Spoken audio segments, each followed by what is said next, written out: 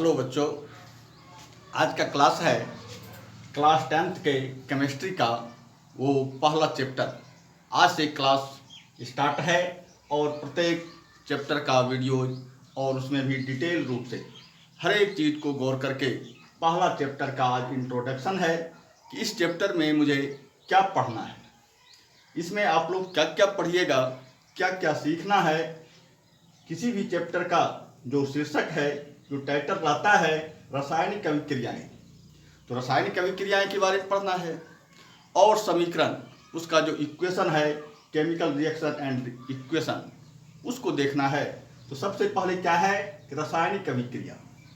रासायनिक अभिक्रिया क्या होते हैं, रासायनिक अभिक्रिया क्या होते हैं, ये किस प्रकार से काम करते हैं, इसमें अभिकारक और प्रतिफल की क्या भूमिका होती है, तीर का चिन्ह के हेड भाग पर जो लिखा रहता है उसको क्या कहते हैं, उसके टेल भाग में जो लिखा रहता है उसको क्या कहते हैं, इसको देखेंगे किसमें, रासायनिक अभिक्रियाएं में। दूसरा इसमें क्या देखना है, क्या चीज सीखना है कि रासायनिक अभिक्रियाएं की क्रियाविधि, कोई भी अभिक्रिया, कोई भी रिएक्शन जब होती है तो किस प्रकार होती है, उसका होने का क्या कंसेप्ट है, वह क्यों होता है, उसके क्रियाविधि को हमको देखना है। इसमें उसके क्रियाविधि को सीखेंगे, प्रत्येक का डिटेल में एक्सप्लेनेशन किया गया है। तीसरा क्या है, रासायनिक अभिक्रिया की विशेषताएं, कि रासायनिक अभिक्रिया जो होती है उसकी क्या विशेषताएं हैं। जैसे क्या है, रासायनिक अभिक्रियाएं होती है तो गैस निकलता है। अब गैस कैसे निकलता है, उदाहरण के लिए कोई भी उदाहरण ले सकते हैं जिसमें कि गैस निकलता है। जैसे जस्ता को हम हाइड्रोक्लोरिक में जब अभिक्रिया करते हैं तो हाइड्रोजन गैस निकलता है।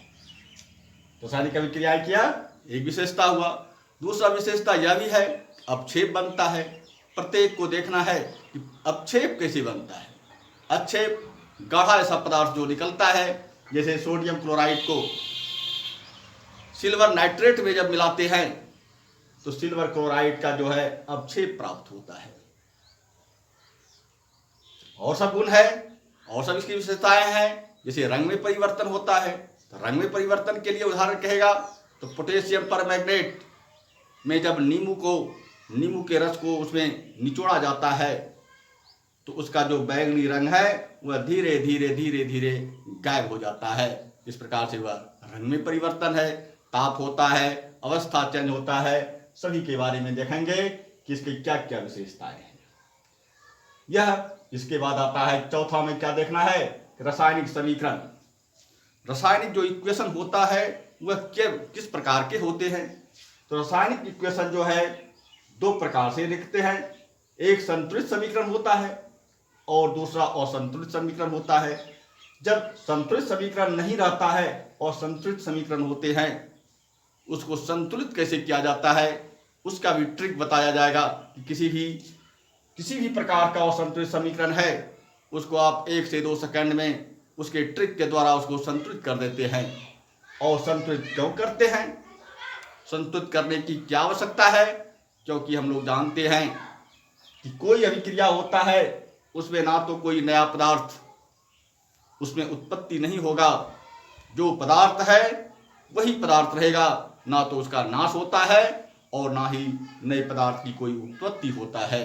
इस प्रकार से उसका द्रव्यमान जो होता है वह नियत रहता है, इसलिए हमको उसको संतुलित करना ही होता है। कोई भी समीकरण संतुलित होता है तभी वह वास्तविक समीकरण है। इसके बाद देखेंगे कि अभिक्रियाएं कितने प्रकार के होते हैं।